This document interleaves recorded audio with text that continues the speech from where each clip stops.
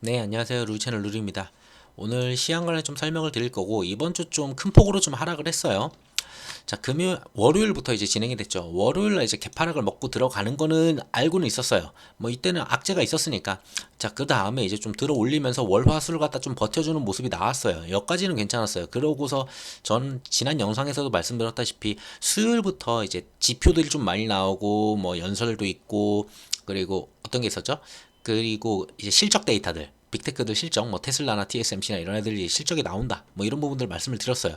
자, 근데 바이든이 이스라엘 가가지고 해결한 게 없었고, 오히려 조금 더, 확전 가능성을 좀 더 높여놓고 는 약간 오히려 악재를 만들어 놓고 온 그런 모습이었었고, 자, 거기에다가 한국에서는 신용 반대 매매가 이제 이루어지다 보니까, 뭐 영풍재지 문제도 있고 여러 가지가 있거든요. 뒤에 이제 설명을 드릴게요. 자, 그러다 보니까 이제 개파락을 이제 먹었어요. 목요일날 개파락을 먹고서 되돌림이 나왔으면 괜찮아요. 개파락 먹고 빨간 색깔 양봉 띄었으면 그러면은 다음날 지금 버티는 자리가 좀 나오겠거나 그럴 수 있는데, 자, 금요일날 개파락을 한 번 더 먹으면서 앞전에 있었던 저점보다 더 아래로 이제 내려갔다는 건 좀 안 좋아요. 그리고 자, 이 하락 추이를 갖다가 평이하게 이동하고 있었거든요. 자, 지지받고 올라가서 저항받고 다시 지지받고 다시 올라가서 저항받고 지지받을 때 약간 이탈은 했지만 그래도 돌려놨는데, 자, 이 돌려놓은 자리에서 이거를 완전히 깨는 그런 모습이에요. 그래서 하방으로 가는 추이가 좀 강해졌다, 이렇게 좀 볼 수 있을 것 같습니다. 그렇다고 외국인이나 뭐 기관에서 진짜 역대급으로 던져가지고 무너진 게 아니거든요. 결국은 개인들 신용이 무너지면서 매수세가 없어지니까 받아주는 주체가 없으니까 그냥 그대로 무너지는 그런 모습이었어요. 결국은 조금만 반등하면은 개인들은 전부 다 이제 이탈할 거고 다시, 자, 그러면서 외국인하고 기관이 들어오는 그런 모습을 좀 기대를 해봐야 될 것 같아요. 근데 당장 이걸로 봤을 때는 하방 가능성이 굉장히 높기는 해요. 지금 추세로는. 그래서 이 하방을 끝내주려면은 언제든지 간에 반대 매매가 나오면서, 오전에 반대 매매가 9시에 나오면서 바로 들어 올리는, 한 30분 만에 거의 들어 올리는 그런 모습이 나오는 날이 거의 바닥을 만들어주는 그런 날일 가능성이 높아요. 그래서 반대 매매를 어디까지 만들 거냐라는 건데, 외국인 같은 경우는 금요일날 이렇게 마지막까지 안 올려주고 찍어 눌렀거든요. 그거는 월요일날 반대 매매가 한 번 더 나온다는 거예요. 근데 그 반대 매매 물량을 먹으면서 들어 올려주면은, 장중에 들어 올려주면은 이제 좀 마무리가 되겠네 라고 하지만, 그걸 30분이나 1시간 안에 안 들어 올려준다, 이걸 제대로 들어 올려주지 않는다 라는 거는 꾸준히 그대로 개파랑 먹은 상태에서 버티고서 뭐 이 정도 있겠죠. 뭐 예를 들면은 이 정도에서 자리를 잡겠죠. 그럼 화요일 날 또 반대매가 또 나오는 거예요. 그래서 언제가 될지 몰라요. 월요일일지 화요일일지 수요일일지 반대매를 어디까지 뽑아 먹은 다음에 그러고서 들어 올릴지, 그거는 외국인이 이제 결정할 일이죠. 그래서 우리 같은 경우는 만약에 이 구간이면은 솔직히 괜찮을 거라고 생각을 했었거든요. 이 라인을 그어놨었던 게 지난주에 그려놨었던 걸로 기억을 해요. 이 빨간 라인들. 만약에 이제 이스라엘에서 뭐 이제 지상군 투입을 하고서 이제 확전이 되고 진짜 안 좋아지면 여기까지도 내려올 수 있겠어요라고 이제 말씀을 드렸는데, 지금 확전이 될 가능성은 높아졌죠. 근데도 여기까지 내려온 걸 보면은 좀 우리 시장이 되게 약했구나, 이렇게 보여져요. 그리고 또 이스라엘보다 더 많이 빠졌거든요. 어떻게 보면은 코스닥 같은 경우는 이스라엘이 전쟁을 하고 있는데 전쟁 난 나라보다 오히려 코스닥이 더 많이 빠졌어요. 뭐 이건 코스피지만, 자, 그래서 여기를 갖다 만약 지지를 못한다, 여기 라인이 이제 2350에서 2370이에요. 자, 요 라인에서 이제 돌려주는 모습이 없다 라고 하면은 사실상 2300까지 간다고 보셔야 될 것 같아요. 앞전에 지지를 받았었던 위치가 2300선이 있었었고, 그리고 이 구간, 자, 갭으로 뛰어먹은 자리가 2300선이었어요. 그래서 2300은 좀 의미가 있는 자리고, 그 전에 지지를 여기서 받았으면 좋겠지만, 자, 이 구간을 받았으면 좋겠지만 이거는 내일 결정이 되겠죠. 이 구간을 갖다가 내려갔다가 들어 올리면서 빨간 색깔 양봉 띄우면서 마무리를 하면, 그래도 이제 이 구간이면 좀 버텨주려는 그런 모습이 나오는구나, 이렇게 보시면 될 것 같고, 그게 아니고 요런 식으로 음봉으로 마무리를 했다, 개파락은 먹고 시작할 거는 같아요. 제가 봤을 때도 개파락 먹고 시작한 다음에 음봉 마무리를 했다, 그러면은 화요일날 또 반대 매매가 또 나올 거예요. 계속 나와요, 연속적으로. 자, 그래서 그 부분은 좀 생각을 하고 가셔야 되지 않을까 봅니다. 그래서 반대 매매를 언제까지 만들어내는 거는 이제 외국인 마음이니까 그거에 맞춰서 우리는 대응을 하시면 될 것 같아요. 자, 그러고 미장을 좀 보게 되면은 나스닥 같은 경우는 아직까지는 뭐 그렇게 최악으로 가진 않아요. 자, 이 패턴을 갖다 유지하고 있죠. 지금 얘네 같은 경우는. 그리고 앞전에 있었던 저점 부분을 갖다가 아직은 이탈을 안 했어요. 월요일날 어떻게 될지 몰라요. 월요일날 다시 들어 올릴지 모르지만, 어차피 월요일날 들어 올릴지 모르지만 지금 봤을 때는 한 번 더 밀리면은 사실상 여기까지 내려온다고 보시면 돼요. 12,000포인트거든요. 12,000포인트까지 가능성은 열려있다. 이렇게 보고 가셔야 되고, 지금 이 하락 추세선에 지금 중간 위치거든요. 중간 위치다 보니까 여기서는 기술적으로 돌려줄 수도 있기는 해요. 근데 시장 상황을 봤을 때는 뭐 기술적 돌렸다가 다시 내릴 가능성도 있겠죠. 우선은 채권금리나 여러 가지를 다 봐야 되는데 볼 게 너무 많아요. 그래서 하방 가능성은 여기까지 좀 열어두고 가야 된다. 나스닥 같은 경우는 국장 대비해서 그래도 크게 안 빠졌어요. 국장은 지금 이 추세선, 하락 추세선도 이탈을 시키고 전저점까지 전부 다 이탈을 시킨 상태여서, 근데 그게 그러면은 외국인의 소행이냐 봤을 때는 외국인 수급으로 봤을 때, 자, 현물 같은 경우는 외국인 일주일 동안 그렇게 나간 게 없어요. 보시면은 2천억 나가고 4천억, 3천억 들어온 다음에 1천억 나가면 또 2천억 들어왔어요. 사실상 매수예요. 그러면 기관을 던졌느냐? 기관을 5일 동안 보더라도 던지긴 했지만 크지 않아요. 1천억, 400억, 뭐 2천억, 1천억. 평상시보다 세지 않아요. 그리고 앞전에서 매수했던 게 좀 더 있죠. 그러다 보니까 최근 추이로 봤을 때는 그렇게 막 던지진 않네. 요 정도예요. 자, 코스닥을 볼까요? 코스닥 같은 경우도 자, 외국인 추이를 보더라도 이 5일만 보면은 자, 이 1천억 던지고 뭐 이건 없다 치고 그 다음에 뭐 500억, 700억, 900억 진짜 안 던졌어요. 자, 그리고 기관 같은 경우도 어느 정도 사고 뭐 1천억 던지고 1천억 던지고 그 다음에 또 사고. 그러니까 이번 주는, 지난주죠. 지난주는 그렇게 던짐의 그런 형태는 안 나타났어요. 현물 쪽에서는. 자, 선물에선 좀 있었거든요. 근데 예전에는 선물도 막 1조 단위 이렇게 던져도 잘 받아냈어요. 받아내긴 잘 받아냈어요. 자, 근데 이번에는 이제 7천억 요 정도 이제 던지는 모습이 나왔는데, 7천억 던짐에 개인들이 선물은 좀 받아주지만 기관이 안 받아주니까 그대로 그냥 무너지는 그런 모습이 나왔다라고 좀 보여져요. 그 다음부터는 반대 매매 때문에 외국인이 거의 안 던지더라도 금요일 날은 그냥 알아서 무너져주는 그런 날이었죠. 그리고 또 금요일은 확정 가능성이나 또 어떻게 될지 모르니까, 그리고 반대매매 회피 물량들이 계속 나오니까 하루 종일 올라가려고 하면은 이제 물량이 또 나오고, 예전 같았으면 이렇게 빠졌으면은 개인들이 정신 나간 듯이 들어와가지고 막 매수를 했었는데, 지금은 그럴 여력이 없다는 거죠. 개인들도 지금 당장 신용잔고가 거의 140%에 지금 육박하거나 그러신 분들 되게 많을 거예요. 신용 쓰시는 분들은. 그러다 보니까 계속 던지면서 비율 맞추겠다고 던져대는 그런 형태가 계속 이루어지는 그런 상황이다, 이렇게 보시면 될 것 같습니다. 그래서 얘네가 세게 던져가지고 빠진 건 아니다, 이렇게 보고 있어요. 저는 그냥 신용 반대 매매가 터질 게 터졌구나, 이렇게 보여지고. 그래서 뉴스를 좀 보면서 좀 자세히 말씀을 드릴게요.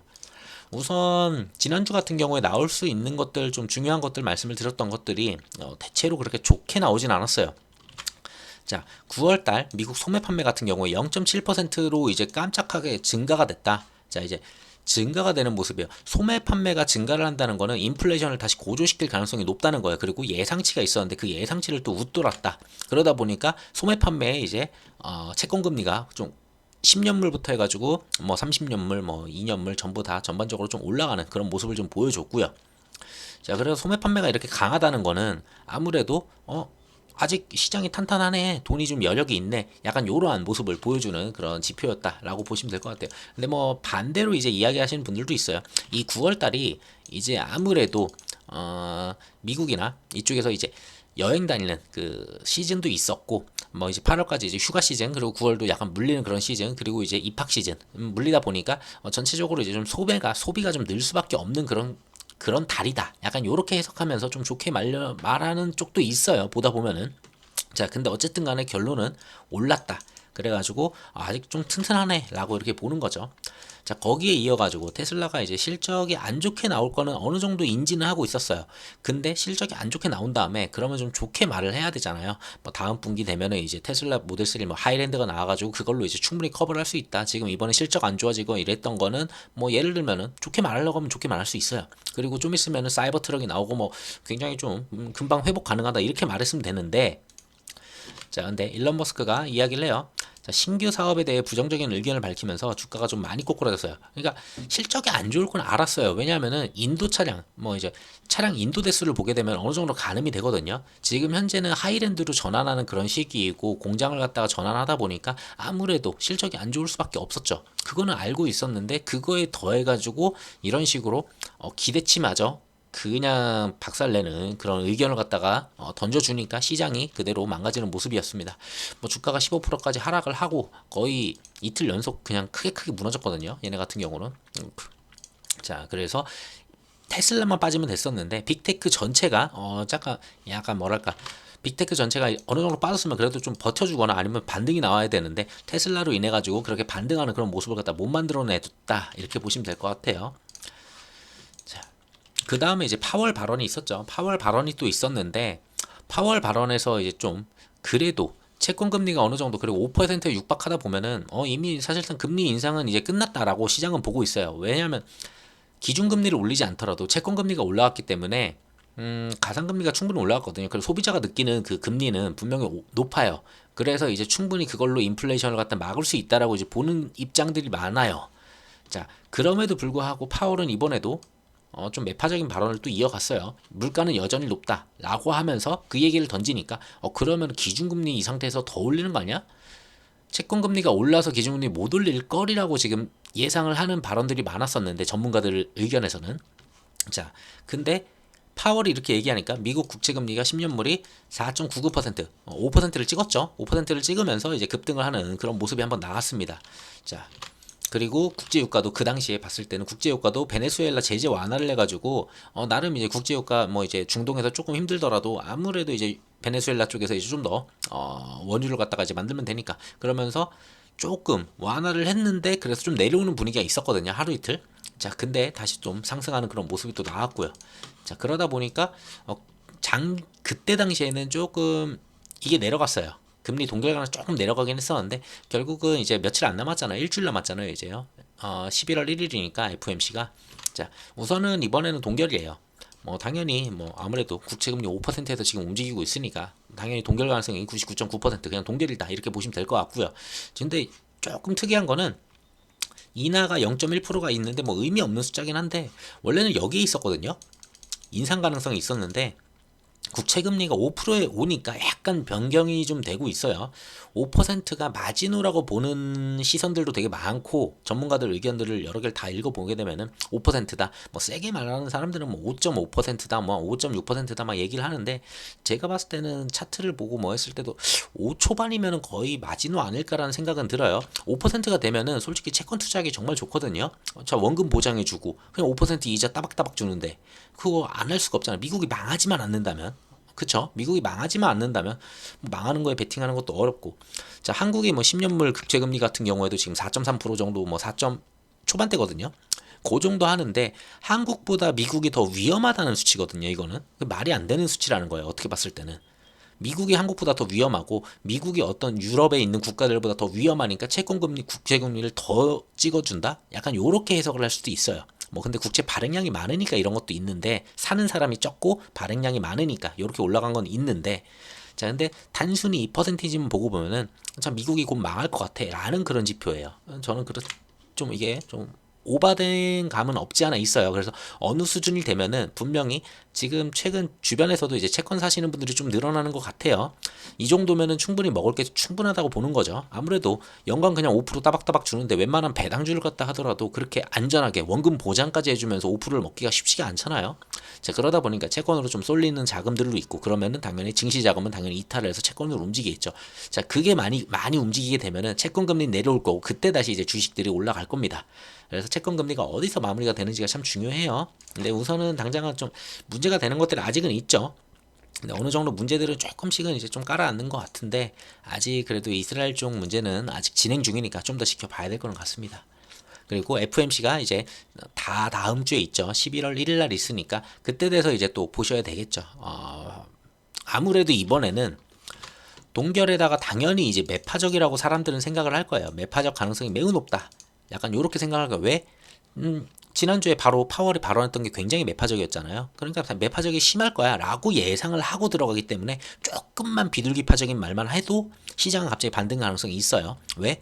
충분히 빠지기도 많이 빠졌고 미국 10년물 국채금리도 나름 고점이라고 생각하는 위치들까지 거의 움직여 놓은 상태다 보니까 뭐 여기서 막 6% 간다 7% 간다 이런 말도 안 되는 의견을 내시는 분들도 있는데 저는 그건 말이 안 된다고 봐요. 솔직히 지금 현재 이제 미국도 이제 어느 정도 재무부에 이제 예산을 좀 쌓아놨거든요. 이거 국채를 갖다 열심히 팔아가지고 지금 이렇게 찍어내면서 자 그래가지고 설마 이게 더 진행이 될까 싶기는 해요. 그래서 5%에서 얼만큼 더 넘어가 주는지 그 정도만 좀 봐주시면 될 것 같습니다.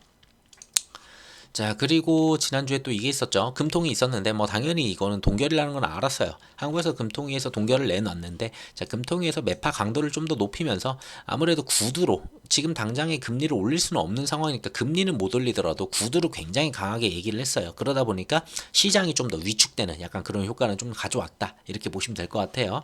그러면서, 매파적으로 얘기했던 게 이거예요. 추가 인상 가능성은 낮지만 이건 어쩔 수 없어요. 인상은 힘들어요. 솔직히 제가 봐도 힘들고 지금 부채 이 정도로 봤을 때 인상 가능성은 힘들고 자 근데 인하 같은 경우에는 내후년으로 지연될 수 있다. 왜냐하면 미국 같은 경우도 좀 더 늘린다는 이야기를 해요. 미국이 먼저 그렇게까지 안 하는데 미국도 이제 금리 인하를 갖다 뭐 뒤로 미룰 거야. 약간 매파적인 발언이에요. 언제 이걸 갖다 내릴지는 솔직히 몰라요. 좀 가봐야지 알 것 같아요. 내년 가봐야지 알 것 같고 뭐 이스라엘 건도 좀 얼마큼 빨리 풀리는지 그런 게 중요하겠죠. 어쨌든 이런 식으로 매파적 발언을 냈다. 그러면서 시장에 조금 충격을 좀 더 가해주는 그런 모습이었다. 이렇게 보시면 될 것 같고요. 자, 거기에 또 하나가 터졌죠. 예전에는 CFD 그걸로 인해 가지고 CFD가 이제 레버리지 한 10배씩 쓰면서 이제 진행을 하는 건데 자, 그런 게 있었는데 CFD를 갖다가 충분히 막았음에도 불구하고 그러면서 신용을 못 쓰게 되게 막은 종목들이 많아요. 그 이후부터는 해 가지고 뭐가 터지면은 증권사가 망할 수도 있으니까. 근데 유일하게 영풍재지에 다른 증권사들은 전부 다 막아놨어요. 뭐 신용부터 다 막았다고 해요. 제가 다른 뉴스 봤을 때는 뭐 미수금도 막아놓고 다 막아놨는데 못 쓰게.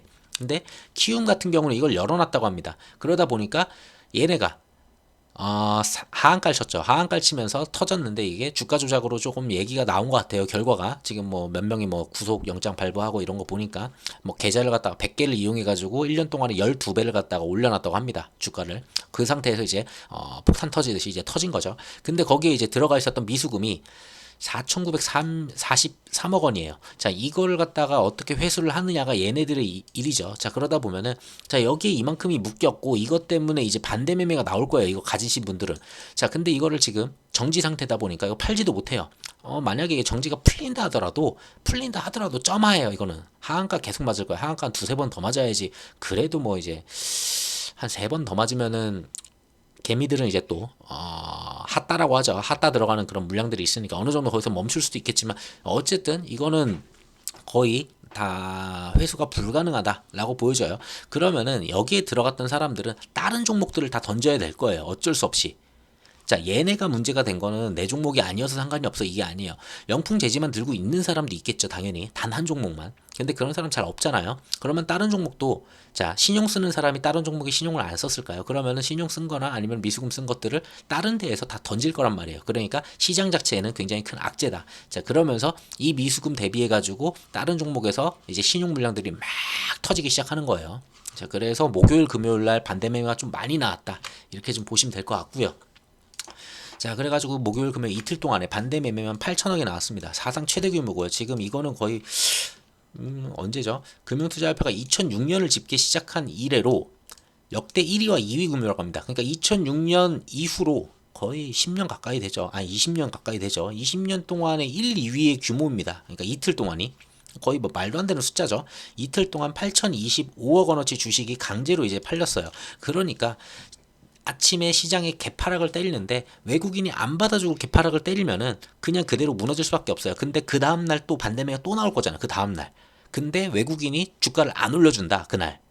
올려놓으면은 반대매매가 어느 정도 막 멈춰요. 그 다음 반대매매가 안 나오니까. 근데 주가를 안 올려주고 계속 음봉으로 마감을 한다. 개파락 먹었는데 꽝 떨어지고 개파락 먹었는데 거기서 음봉. 개파락 먹었는데 음봉. 그럼 그 다음날 또 나오죠. 월요일날 개파락 또 먹을 거예요. 분명히.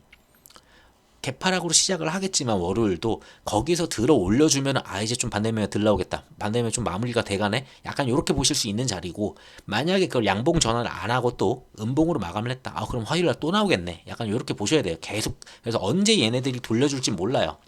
반대매매 충분히 잘 받아먹고 있는데 아직 그렇게 세게 받아먹질 않았어요. 진짜 강하게 받아먹으면서 양봉 띄우면서 들어 올리면서 외국인과 기관이 물량을 많이 확보하는 그 시기가 분명히 있을 겁니다. 그 시기를 잘 캐치를 하시는 게 그게 제일 중요해요. 그래서 오전장 되게 중요해요. 보통 오전 1시간 안에 보통 다 보여주거든요. 웬만큼. 중국장 시작하기 전에 웬만큼 사이즈는 다 보여주니까 그 안에 잘 이렇게 수급들 잘 체크하시면 될 것 같아요. 자, 그리고 바이든이 이제 원래 지난주 말씀드렸을 때는 바이든 상황의 입지가 되게 안 좋기 때문에 되게 열심히 뛰어야 된다. 그래서 열심히 뛰고 있다. 정말 열심히 뛰었어요. 지금 이제 80이 넘었죠. 근데 이제 이렇게 움직이는 이런 모습을 보이면서 아 그래도 나름 이제 열심히 하는구나, 뭔가를 해결을 하고 오겠지 했는데 빈손이었어요. 그게 좀 되게 아쉬워요. 자, 바이든 같은 경우에 이제 출발 직전에 요르단까지 해가지고 요르단 간 다음에 거기서 사자회담을 진행을 하려고 했어요. 사자회담이 만나가지고 뭔가 이 중동의 이슈를 갖다 확 가라앉히고 확산 가능성을 확 내리려고 했는데 그 직전에 그게 터졌죠. 자, 가자 병원에 이제 폭격이 터지면서 바이든이 갔을 때 뭔가 해결할 수 없는 상황이 됐어요. 그러다 보니까 가자 병원 폭격이 되니까 이게 이스라엘 소행이다라고 한 거예요. 그러니까 중동에 있는 다른 사자 국가들은 전부 다 바이든을 당장은 만나지 않겠다라고 하면서 사자회담이 취소가 됐습니다. 그래서 이스라엘 행을 이스라엘만 갔다 오고 요르단은 전부 다 취소를 한 거죠. 그래서 이스라엘만 갔는데 뭐 크게 해결된 건 없었어요. 그러면서 바이든이 거기 가면서 이제 조사를 했겠죠. 그랬을 때는 가자병원 쪽 폭탄은 이제 테러리스트의 이제 로켓 오발탄이고 이스라엘 때문이 아니다라고 함에도 불구하고 중동 쪽에서는 전혀 그런 CR도 안 먹히는 약간 그런 상황이에요. 절대로 이스라엘을 공격할 생각하지 마라. 이거 이스라엘이 한 거 아니다라고 하면서 어떻게든 좀 전쟁의 그 분위기를 다운시키려고 했는데 그런 분위기보다는 오히려 조금 더 반발심을 갖다가 좀 만들어주는 그런 모습이었던 것 같습니다. 미국이 계속 이스라엘 편만 든다라고 하면서 팔레스타인 쪽에서는 안 좋은 시각을 계속 가지고 있죠. 자, 그래서 어쨌든 요르단에서 이제 사자회담이 이제 취소가 되다 보니까 외교 실패였었고, 근데 이게 좀 불쌍하긴 해요. 그 병원을 그렇게 될 줄 알았나? 제가 봤을 때는 그거 일부러 만든 걸 수도 있다고 생각이 드는데 병원을 일부러 그렇게 터트려가지고 자, 사자회담 취소가 됐고 어쨌든 간에 그래서 반쪽 외교로 이제 이스라엘만 방문을 했는데 결국은 빈손으로 끝났다. 해낸 게 없어요. 그러니까 하려는 그런 시그널들은 되게 좋았어요. 뭐 이스라엘도 가고 요르단도 가고 굉장히 빨랐잖아요. 그리고 막 항공모함도 딱 준비해 놓고 파병 준비도 해 놓고 확전을 갖다 못하게 꽉꽉 눌러 놓고서 자기가 가서 뭐든지 다 해결해 올 수 있는 그런 상황이었는데 가자병원이 약간 폭격을 당하면서 내용이 좀 확 뒤집혔죠. 자, 어쨌든 사자회담 실패였고 그래가지고 이스라엘 편든 바이든 아랍권의 분노. 그러니까 이스라엘 편만 든다 이거예요. 저 폭탄이 이스라엘 쐈다고 하는데 팔레스타인들은 그걸 믿고 싶겠죠. 근데 이스라엘은 안 쐈다. 이거는 테러 쪽에서 날라온 오발탄이다. 약간 요렇게 하니까 미국도 싫어하고 이스라엘도 싫어하고 그러면서 이제 분노가 불붙었다. 약간 요런 내용이라고 보시면 될 것 같아요.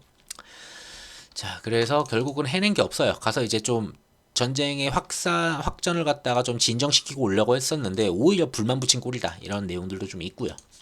자, 그러면서 이스라엘의 이제 우크라도 지금 전쟁 중이죠. 그러다 보니까 바이든이 의회에다가 이야기를 합니다. 이쪽에다 지원을 해야 되는데 140조 원 지원을 갖다가 요청을 했어요. 자, 이 내용이 나오니까 또 채권금리 또 올라요. 이거 어디서 마련할 건데 140조 원이면은 이거 국채 찍어가지고 또 발행을 해야 되고 국채 찍어서 발행을 하게 되면은 공급이 또 늘잖아요. 국채 공급량이 는다면 하면은 당연히 할인율이 더 세질 거고 그 이야기는 국채 금리는 더 올라간다는 뜻이잖아요. 그러니까 국채 금리 이거 5%가 아니고 이거 막 6% 가는 거 아니야? 막 7% 가는 거 아니야? 막 이런 썰들도 있어요. 있기는. 자, 근데 140조 원이면은 뭐 큰 돈은 큰 돈이에요. 큰 돈은 큰 돈인데 지금 최근에 한 2달, 3달 동안에 재무부에서 쌓아놓은 돈을 봤을 때는 140조 원이면은 뭐 공급량이 좀 늘긴 하겠지만 그래도 한 며칠이면 될 것 같아요. 일주일이면 다 소화할 가능한 그 정도 수량이에요. 자, 어쨌든 간에 우크라이나의 83조 원, 이스라엘의 19조 원 안보 패키지를 갖다 진행하겠다. 약간 요런 거예요. 자, 근데 이게 통과를 할지는 모르겠어요. 통과할지는 의회에서 이제 진행을 봐야 되는데 가봐야지 알겠죠. 이거는 미국 의회도 지금 하원 의장도 지금 없는 그런 마당이어가지고 자, 그래서 좀 상황은 그렇게 막 좋지는 않습니다. 전체적으로. 그래서 채권 금리에 또 불을 붙이는 거 아니냐. 약간 요런 분위기도 또 있고요. 자, 그러면서 바이든 지상전 연기 요구에 이스라엘과 논의 중이다. 뭐 요 정도 내용들이 좀 있었는데 뭐 지상전을 안 하는 게 최선이죠. 근데 지상전을 계속 한다고 하는 게 지금 이스라엘의 입장이에요. 하겠다. 어떻게든 지상전 하겠다. 지상전 전에 이제 공습을 좀 때려 놓고 가려고 하거든요. 아무래도 땅굴이나 이런 게 너무 많다 보니까 최대한 폭격을 많이 때려 놓고 그 다음에 지상군을 투입하려고 하는 것 같아요. 그래서 진행이 된다면은 만약에 지상군을 넣는다면은 헤즈볼라 같은 경우는 이미 우리는 전쟁의 중심에 있다라고 얘기를 하고 있고 자, 이스라엘은 지상 공격에 그 값비싼 대가를 치를 것이다. 그러니까 니네가 지상 공격하면은 그냥 우리도 쳐들어간다. 약간 이런 내용이에요. 그러니까 지상군 투입 여부에 따라서 확전이 나올 거고, 자, 우크라이나 때를 생각해 보면 될 것 같아요. 우크라이나 때 전쟁하는 거 아니야? 하면서 왔다 갔다 이거 포탄이 날라왔는데 뭐 몇 명이 죽었는데 이거 니네가 쏜 오발탄이야. 잘못했다. 뭐 어쩌고저쩌고 막 이야기했었잖아요. 그때만 하더라도 시장이 이렇게 출렁거렸어요. 그러다가 전쟁이 터지면서 꿍 빠졌다가 꿍 그대로 반등을 하죠. 만약에 이게 터진다면은 하락 가능성은 충분히 있어요. 근데 단기적인 하락은 분명히 나올 수 있다. 그래서 요거는 조금 생각을 하셔야 됩니다. 근데 이스라엘이 대놓고서 이거 안 해라고 하기도 또 되게 애매해요. 자, 그래서 이거는 전쟁은 워낙에 방향성을 잡기가 너무 어렵다 보니까 좀 이스라엘 그 방향을 좀 봐야 될 것 같습니다. 지금 옆에서는 유럽이나 유럽 국가들이나 미국에서도 지상군 투입은 좀 최대한 안 하는 쪽으로 계속 좀 푸시를 하고는 있어요. 근데 이스라엘 입장에서는 이걸 안 하기도 되게 애매하고 하기도 애매하고 참 그런 상황이어서 약간 계속 딜레이 되는 그런 모습입니다. 그래서 요거 어떻게 되는지 좀 이게 되게 중요해 보이고요. 자, 그래서 이거는 아니고. 그래서 아까 전에 말씀드렸던 반대 매매를 보게 되면은 자, 위탁금 대비 미수금 실제 반대 매매 금액이에요. 실제 반대 매매 금액인데 자, 5,257억이에요. 자, 100만 천만 원, 10억, 100억, 천억 맞죠? 자, 5,200억이에요. 5,200억. 그리고 목요일 같은 경우에 반대 매매는 2,700억이었어요. 자, 두 개만 더 하면 사실상 8천억 아까 뉴스에 봤던 그 8천억이 맞아요. 저도 그 숫자가 맞나 싶어가지고 들여다본 건데 이게 맞고요. 자, 그래서 그러면은 이걸 받아줄 수 있는 이렇게 막 미친 듯이 떨어질 때 이제 고객 예탁금이랑 좀 있으면 좀 받아줄 수가 있을 텐데 고객 예탁금을 한번 볼게요. 자, 봤을 때는 우선 이렇게만 볼게요. 자, 지금 반대매매 금액이에요. 아래가 반대매매 금액이고 반대매매 금액이 이렇게 크게 올라오는 모습이고 자, 예수금 같은 경우에 지금 이 위에 있는 라인이 예수금이거든요. 자, 여기가 50조죠. 자, 50조 부분을 갖다가 지금 약간 이탈해서 이제 내려오는 모습입니다. 그러니까 예탁금도 굉장히 좀 많이 줄었고, 자, 그리고 반대매매 미수금 대비 반대매매 비중을 보게 되면은 거의 역대급으로 지금 올라오는 그런 모습이에요. 지금 반대매매가 연속적으로 터지고 있고 월요일 날도 그러면은 개파락을 먹고 만약에 들어올리지 못한다면은 화요일도 또 반대매매 또 나올 거예요. 지금 반대매매가 반대매매를 만드는 그런 상황이고 신용이 반대매매가 나오니까 그걸 회피하기 위해서 또 오후 되면 또 무너져요. 오후 되면은 개인들이 반대매매인 거 알아요. 내가 반대매매 대상인 거 알기 때문에 또 회피를 하고 던지겠죠. 어쨌든 간에. 그러면은 매수세를 또 잃게 되는 거고 계속 그걸 반복하고 있어요. 그게 작년에도 이루어졌었고 작년에도 요맘쯤에 이루어졌었어요. 국장은 좀 시장이 좀 세게 무너질 때마다 반대매매 이슈가 계속 커지는데 이때도 반대매매 이슈 때문에 좀 무너졌었는데 이때는 그래도 사람들이 좀 잘 버텼거든요. 근데 요때가 좀 셌죠. 자, 어느 정도 마무리된 줄 알고 사람들이 이때 많이 샀을 거예요. 이제 좀 끝났구나, 하락이. 많이 샀을 거예요. 근데 그러면서 레버리지 좀 쓰고, 왜냐하면은 내가 잃은 거를 갖다 빨리 복구를 하려면 레버리지 써야 되거든요. 그래서 레버리지 쓰다 보니까 그게 이제 터지는 구간이 이렇게 나온다. 그래서 한번 세게 터지면서 앞전 거 무너뜨리고, 갭 먹고 무너뜨리고, 또 무너지고. 자, 이렇게까지 지난번에는 무너졌었다. 자, 그리고 이걸 갖다 되돌릴 때는 여기서 외국인 수급이 강하게 들어옵니다. 자, 그런 모습이었어요. 작년에도 그랬었고. 자, 그래서 올해 같은 경우도 여기서 만약에 더 무너진다? 개파락도 나올 수 있겠죠. 월요일날 근데 안 돌려준다? 그럼 화요일날 또 개파락 나오겠죠. 자, 어느 정도 진정이 되는지 그걸 확인을 해야 될 것 같아요. 근데 세계 증시나 이런 것들이 지금 당장 진정이 된 건 아니잖아요. 지금 이쪽에 이런 이슈들이 있다 보니까 그러면은 매수 강도는 굉장히 낮을 거예요. 자, 그래서 조금 아쉬운 감은 없지 않아 있어요. 그래서 요게 좀 끝나면은 이 반대매매 연속성만 좀 끝나면은 좀 빠르게 기술적 반등이 빠르게 우선은 나올 거라 봅니다. 그 자리를 만들어내는 거는 외국인이 수급 계속 보셔야 돼요. 오전에 빠르게 움직일 테니까 외국인들은.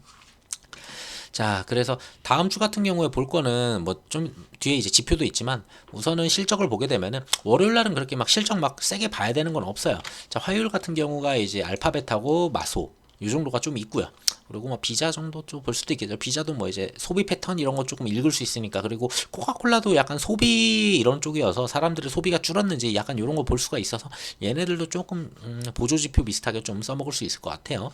자, 그 다음에 수요일 같은 경우가 이제 메타하고 뭐 IBM 정도가 있는데 메타, 보잉도 이제 유가 때문에 뭐 어떤 얘기 나오는지 그 정도 좀 봐줄 수 있을 것 같고 뭐 힐튼 있고 한데 뭐 그냥 요 정도 보시면 될 것 같아요. 그리고 목요일 같은 경우가 이제 아마존, 뭐 그리고 인텔 있네요. 그리고 뭐 이 정도 보시면 될 거예요. UPS도 뭐 어차피 소비 그런 지표로 해가지고 사람들이 물건을 얼마만큼 막 그거 하는지 좀 데이터로 볼 수는 있긴 한데 그 정도 볼 수 있을 것 같고 자 금요일 같은 경우는 뭐 딱히 뭐가 없네요. 그렇게 자, 그 정도 보시면 될 것 같아요. 이 정도가 있고, 그래서 빅테크가 이제 마무리 단계는 맞아요. 이번 주 끝나면은. 자, 아마존하고 이제 메타하고 마소, 그리고 알파벳, 요 정도 이제 빅테크들 나오면은 사실상 거의 빅테크는 다 나왔죠. 다 나왔다 봐요. 그래서 여기서 얘네들이 실적이 좋게 나오면서 긍정적인 시그널을 막 던져준다 하면은 시장은 올라갈 수는 있어요. 왜? 빅테크들이 다 같이 한번 이제 이거 저점 아니야, 저점 매수 들어가자 하면서 그렇게 해서 반등이 나올 수도 있어요. 그래서 미장 같은 경우는 기대할 거는 얘네들 실적이 좋으면서 그 대표들이 어떤 이야기를 해주는지, 어떤 시그널을 던져주는지 그걸 좀 보시면 될 것 같고요. 그리고 여기 경제 지표로 볼 거는 솔직히 월요일도 별거 없고요. 화요일도 진짜 그렇게 별거 없어요. 딱 보더라도. 그러고 수요일 같은 경우는 원유 재고 정도 있는데 원유 재고 때문에 막 그렇게 막 정신 나간 듯이 움직이는 것 같진 않아요. 그래서 막 그렇게까지 중요해 보이진 않고 여기도 원유 재고 있는데 뭐 저걸로 조금 유가는 좀 움직일 수 있겠죠. 뭐 한 1, 2% 움직일 수 있는데 뭐 그렇게 막 심각한 건 아니어서. 자, 중요한 거는 제가 봤을 때 목요일부터 있어요. 자, 파월 의장 또다시 연설이 있고요. 자, 목요일날 이제 연설이 있어요. 그러다 보니까 요 연설 내용이 또 당연히 매파적일 거야라는 그 시그널은 분명히 이제 시장을 갖고 있어요. 그래서 어느 정도 매파적이어도 시장이 그렇게까지 흔들리진 않을 것 같아요. 왜냐하면 지난번에 매파적으로 했잖아요. 그래서 이미 매파적일 거라고 생각을 하는데 여기서 비둘기적으로 얘기를 해준다라고 하면은 시장은 여기가 이제 바닥이군이 생각할 수 있겠죠. 그래서 요거 한번 볼 수 있고 요거에 따라서 채권금리 또 움직일 테니까요. 자, 그리고 쭉 보게 되면은 GDP 나오죠. GDP가 좀 강하게 나올 것 같기는 해요. 전에는 2.1이었었는데 예상치가 4.1인 거 보면은 근데 이거보다 좀 무조건 적게 나와야 돼요. 이게 더 높게 나온다? 그러면은 이거 GDP가 아직도 이렇게 좋아? 그러면서 미국 경제는 아직도 탄탄해 라고 하면서 채권 금리는 더 올라가겠죠. 왜? 미국 경제가 튼튼하니까 인플레이션이 안 잡히겠네. 그러면은 채권 금리를 더 올리겠네. 기준금리를 더 올리겠네. 긴축이 더 오래 가겠네. 약간 요런 분위기 때문에 그렇게 보시면 될 것 같고요. 그리고 쭉 보면은 여기 신규 실업수당 청구 건수 요걸로도 채권금리가 잘 움직이니까 요거 때문에 또 채권금리가 얼마큼 움직이는지 자 이거보다 이제 뭐 적게 나온다면은 실업자 청구수당이 적게 나온다면 안 좋은 거죠. 오히려 더 실업자는 많게 나와야 돼요. 미국은 무조건 어쨌든 긴축 효과를 볼 수 있는 그 지표들이 계속 나와줘야 되는 거예요. 자, 그러고 잠정주택 이거는 그냥 넘어갈게요. 자, 그리고 금요일 날에 PCE가 나올 거예요. 여기 있네요. 자, PCE 데이터가 나오는데, 자, 근원 소비자, 근원 소비 지출 물가 지수, 그러니까 PCE죠. PCE가 나오고 근원 PCE 그리고 그냥 PCE가 나와요. 근데 여기서 이 데이터들이 얼마만큼 괜찮게 나오느냐가 되게 중요해요. 뭐 CPI 때도 봤지만 뭐 크게 다르진 않겠지만. 자, 이 데이터가 좀 괜찮게 좀 나와줘야지 11월 1일 날 이제 그 바로 돌아오는 그 다음이죠. 다음 주죠. 그때 이제 FOMC에서 이 데이터를 기준으로 어느 정도 그래도 좀 긴축 효과가 좀 나오고 있다. 인플레이션은 어느 정도 잡히고 있다. 이렇게 볼 수 있는 마지막 지표이기 때문에 이게 좀 잘 나와야 된다. 자, 그렇게 보시면 될 것 같아요. 이게 금요일 날 나오니까 우리 시장에는 크게 타격은 없을 거예요. 금요일 날 다음 주 영상에서 말씀드려도 충분할 거는 같습니다. 자, 그리고 맞다. 다음 주는 영상을 아마도 못 찍을 것 같아요. 이거 영상은 금요일 제가 좀 어딜 좀 가다 보니까 바로 이 영상은 한 주 좀 쉬어 갈 것 같습니다. 한 주 일지 2주 쉴 수도 있어요. 요거 시황 영상은 좀 쉴 가능성이 좀 있어 보이네요. 제가 주말에 좀 밖에 좀 나가 있어가지고 안 될 것 같아요. 자, 그리고 환율을 보게 되면 환율 같은 경우에 그래도 잘 버텼어요. 나름 그래도 금통위에서 동결이라고 때려놨는데도 그래도 나름 잘 버티는 모습이고 그리고 미국도 이제는 동결이라는 거의 그런 시그널이 확실하다 보니까 그래서 좀 버티는 것 같은데 당장은 그래도 높은 수준은 맞아요. 1340원 아래로 내려와야 됩니다. 지금 요 라인 아래로 무조건 내려와야 되는데 이거 못 내려오면은 지금 이 위에서 계속 버티다가 한번 또 튀는 모습이 나올 수도 있어서 이건 안 좋은 지금 자리입니다. 그래서 무조건 내려오는지 그거 좀 확인하셔야 되고 계속 보셔야 되는 거예요. 이거 세 개는 무조건 뭐 환율, 유가 그리고 10년물 채권금리 이건 계속 보셔야 되는 거고 자 유가 같은 경우에는 의외로 생각보다 그렇게 많이 안 올랐어요. 전쟁이 터졌고 중동의 전쟁임에도 불구하고 이만큼 내린 다음에 기술적 반등으로 여기까지는 저도 올라갈 거라 봤거든요. 올라오면 여기서 여기까지는 올라갈 수 있어라고 봤는데 그거보다 조금 더 올라가는 수준이기 때문에 그래도 생각보다는 잘 버텼다. 이 정도로 좀 보여지네요. 그래서 얼마만큼 또 이스라엘에서 이슈가 더 터지는지 안 터지는지 시선권 투입하는지가 제일 중요하겠죠. 그거는 자, 채권금리인데 채권금리는 정확하게 5%를 찍고서 떨어지는 모습이에요. 자, 5%까지 찍고서 그 다음에 빠지는 모습이 나왔어요. 금요일날. 금요일날 근데 채권금리가 빠졌음에도 불구하고 나스닥이 좀 빠졌죠. 그거는 아무래도 거기도 이제 옵션 만기일이나 이런 게 좀 걸쳐 있어서 그랬던 것 같은데. 그래서 월요일장부터 좀 미장은 좀 다시 봐야 되지 않을까. 근데 이게 이만큼 빠진다 하더라도 사실상 제대로 빠지려면 지금도 계속 상승 추이여서 자, 빠졌다가 다시 갈 가능성이 있죠. 4.8 찍고서 다시 움직일 수도 있어요. 왜냐면 4.8이 앞전에서 고점으로 저항으로 작용을 했기 때문에 지지받을 가능성이 매우 높아요. 4.8이. 4.8까지 내려온다고 해도 안심할 건 아니고 4.8 이하로 내려오는지 그러면은 나름 여기서 이제 움직임을 좀 보이겠구나 이렇게 좀 해석할 수 있을 것 같아요. 자, 그래서 요 정도 좀 봐주시면 되고. 자, 그래서 지금 시장이 매우 안 좋죠. 뭐 안 좋아서 그냥 기다리시는 분들도 있을 거고, 지금 이거를 기회로 잡으면서 좀 캐치를 하시는 분들도 있을 거예요. 자, 뭐가 됐든지 간에 우선 금리 인상 가능성은 더 이상은 거의 낮다라고 보여져요. 기준금리 인상 가능성은. 미국의 지표들도 어느 정도 CPI나 PCE를 보더라도 솔직히 이 당시보다는 훨씬 낮아졌죠. 근데 지금 이만큼 빠졌다는 건 솔직히 저는 과매도로 보고는 있어요. 과매도로 보고 있기 때문에 이 과매도라면은 뭐 갭 한 번 더 먹고 떨어진다. 뭐 한 번 더 빠지고 뭐 더 빠진다. 뭐 저는 오히려 그런 자리는 기회이지 않을까 생각을 합니다.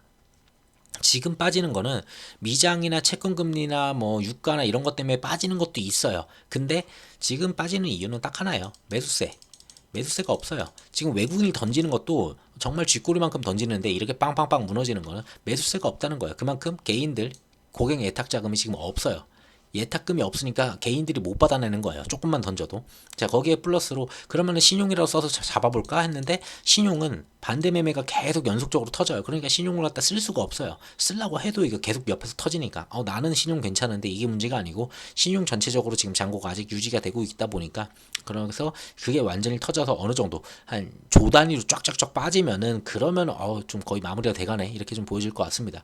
지금 현재 문제는 국장의 문제지 세계 문제는 그 이상으로 받아들였어요. 이스라엘보다 지금 국내가 오히려 더 많이 빠졌거든요. 주가가. 한 9월부터 봤을 때, 9월부터 한 10월까지 봤을 때 이스라엘 주가보다 국내 주가가 한 10% 가까이 더 빠진 것 같아요. 자, 그 이야기는 결국은 이거는 국장 문제고, 이 국장의 문제가 어느 정도 해소가 되는 그런 과정이에요. 이렇게 펑펑펑 터지는 거는. 그래서 이 펑펑펑 터질 때를 기회로 보시는 것도 전 나쁘지 않다고 봐요. 뭐 근데 여기서 잡기도 좀 무서우실 거는 같아요. 제가 봤을 때 이스라엘이 끝나지가 않았으니까 근데 그런 이슈들이 다 끝나고 악재가 다 해소가 될 때는 이미 주가는 여기까지 와 있을 거예요. 해소되는 좀만의 분위기만 보이더라도 이미 반등을 시작하고 있기 때문에, 그래서 분할로는 충분히 접근 가능한, 거의 웬만한 종목들이 다 되게 괜찮은 가격대에 와 있거든요. 그래서 좀 그렇게 보시면 될 것 같고요. 나는 그게 무서워. 그냥 끝까지 가볼래. 그냥 하면은 그냥 관망하시는 게 제일 좋다고 봅니다. 그냥 난 이 장에서는 지금 같이 베팅하면서 놀기 싫어 하면 그냥 관망 쫙 이어가면서 그냥 편하게 좀 가시는 게 훨씬 낫다고 봐요. 자, 또 하나의 만약에 이 선을 그려준다면은 요러한 선은 하나 있겠죠. 요 정도가 보여요. 그래서 2300이 되게 강한 지지가 될 거예요. 자, 지지 요 라인을 이었을 때 강하게 내리찍고 올라갔을 때, 자, 이런 식으로 갭 맞고 하루 빠졌죠. 갭 맞고 빠지고 또 갭 맞고 빠지고 또 빠지고 또 빠지고 했을 때, 자, 그랬을 때 2300까지 올 수도 있겠다라는 거는 저도 보여져요. 예전에도 이렇게 아랫꼬리 쫙 잡으면서 올라가잖아요. 이날만 보더라도 이런 날이 보통 이제 외국인들이 쓸어 담는 날이거든요. 아침부터.